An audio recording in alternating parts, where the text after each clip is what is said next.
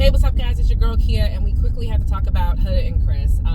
The season finale of Love Island aired last night, and congratulations to Amaya, Papaya, and Brian. They deserve to win.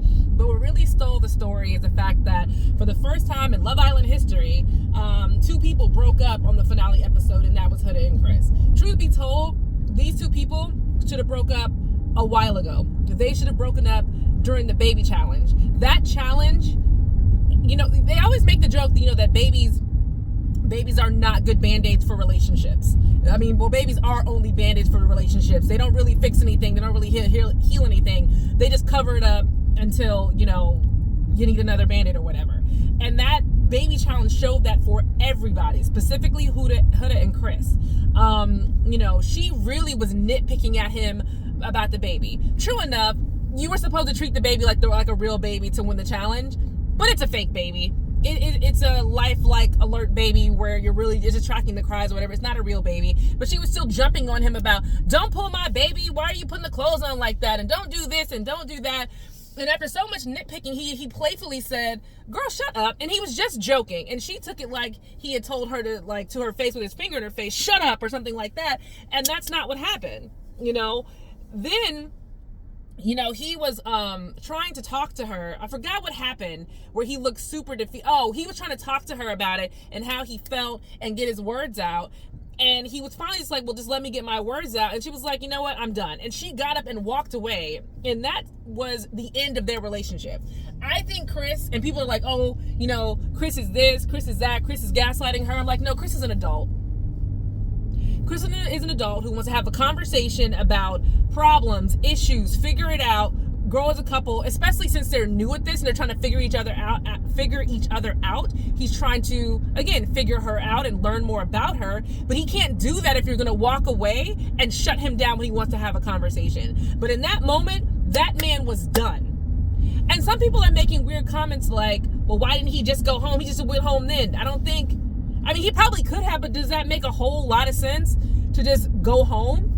I think he tried again to speak to her about it, and she still was just trying to brush it under the rug. And in my opinion, she just wanted him to agree with her. There was nothing else that needed to be talked about or discussed or anything. Just agree with me, say that I'm right, that you are wrong, and we can move on about it. And he wasn't going to do that because in my opinion, Chris wasn't wrong. Then the second incident that happened that really, again, put the nail in the coffin was how he had asked her for a kiss, and they weren't like in the big group setting when he asked for a kiss. They just weren't behind closed doors. And she looked around and was like, oh, out here, I don't know, blah, blah, blah. He was acting weird about it. And he's like, well, that doesn't make any sense either. You want to be under the covers in a room full of people, mind you, and touchy-feely and have sex and do all this stuff, but you just won't give me a kiss in front of, like, while we're out in the sunshine. And that is bizarre to me, too. Her explanation didn't make any sense. She's like, oh, well, when it's just you and I in the room under the covers, it's just more intimate. It's not more intimate to be having sex in front of a room full of people. With cameras in the room, mind you. Everybody knows how Love Island works. There is nothing in private. There's nothing secret. Even the hideaway is not even, like, secret 100%. There's still cameras. And even outside the cameras, maybe I can be like, okay, well, the cameras, you don't know what they're going to play or what they're going to show, but other people can hear you guys doing it. That is very, very public and showing off your relationship. So he was confused by that. And he didn't talk to Huda about it. He probably should have. I get why he didn't, because if he's trying to talk to you now and you're not letting him get a word out and you're confusing him and not confusing him, excuse me, I'm sorry, I'm getting turned around. If he's trying to get his words out and you won't let him talk, why would he have a conversation with you? Why? What is the point of that? Nobody wants to be trying to be clear and present in a conversation, and every time they say 4 words, you're interrupting them. Who wants that? And I get that people want to respond when someone's talking like, well, wait, it's not that. Oh, wait, I get that. But sometimes you do have to sit back and just listen. And like her sister said, sometimes you just need to shut up, Huda. And she did not want to shut up. She just wants to be right.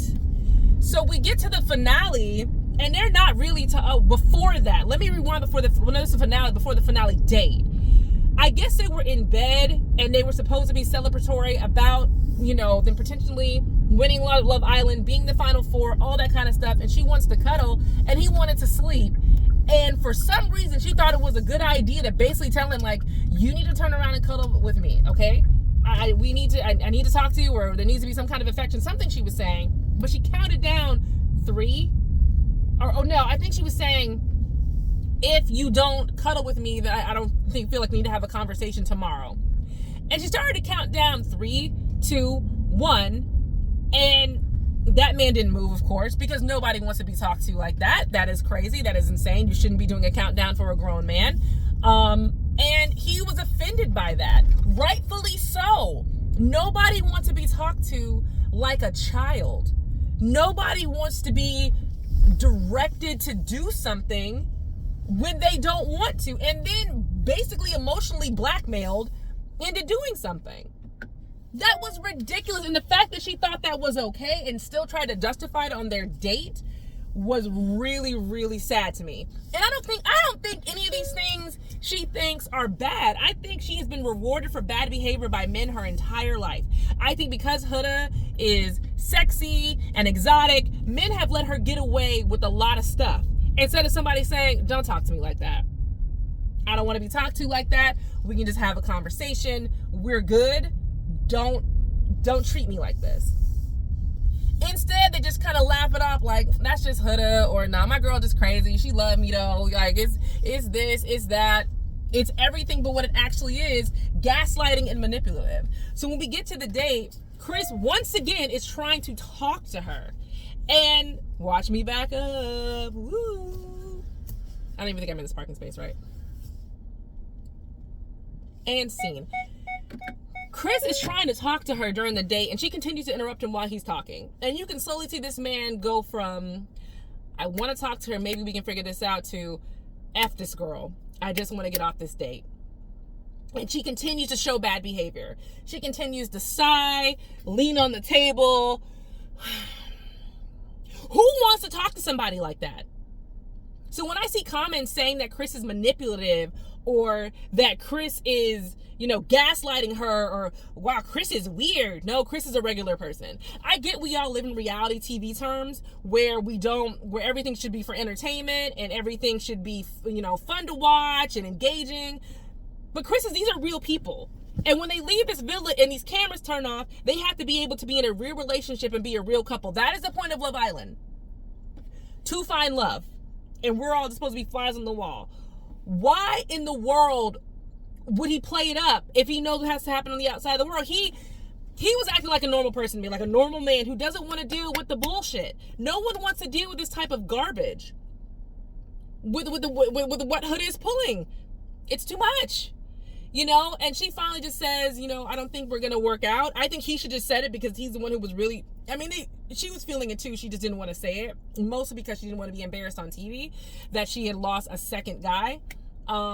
But he should have just said, I don't want to be with her. But she said it and he was like, I know, I already knew this, whatever, fine, blah, blah, blah. So here's where it gets funny to me. He's done with it. Not so much done with her, but I think it's just awkward and uncomfortable. She's talking about being friends. He's like, I don't want to like you right now. I'm annoyed. I'm frustrated. Finally, he was like, I really can't do this, and gets up and walks away. So she's sitting there. And she starts to get up and whatever. I think she had poured herself a drink. Also, Chris was drinking a lot during this sit down. I don't know if they were editing it to look like that, but it felt like he was reaching for the bottle every 3 seconds. And I feel like it might have been edited to look like he was getting drunk or something, or it could have just been awkward and uncomfortable and he didn't really want to deal with it. I don't know.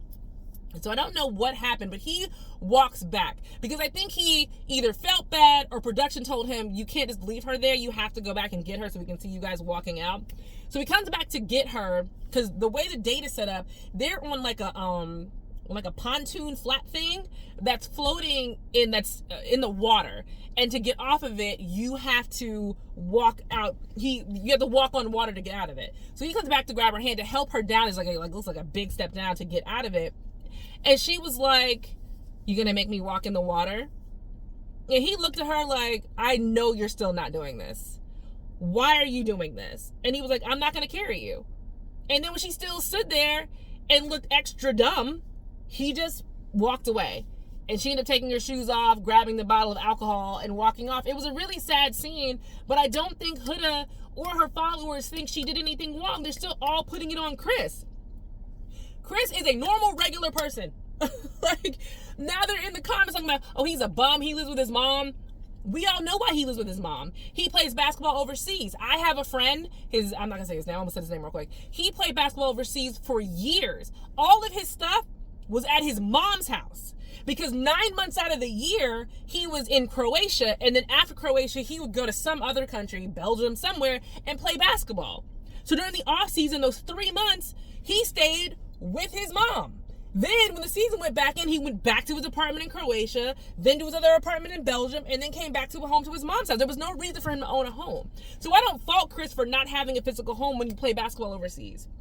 People are saying he's gaslighting with Huda. Y'all don't know what gaslighting means. I wish people would stop using that term because you do not know what it means at all whatsoever.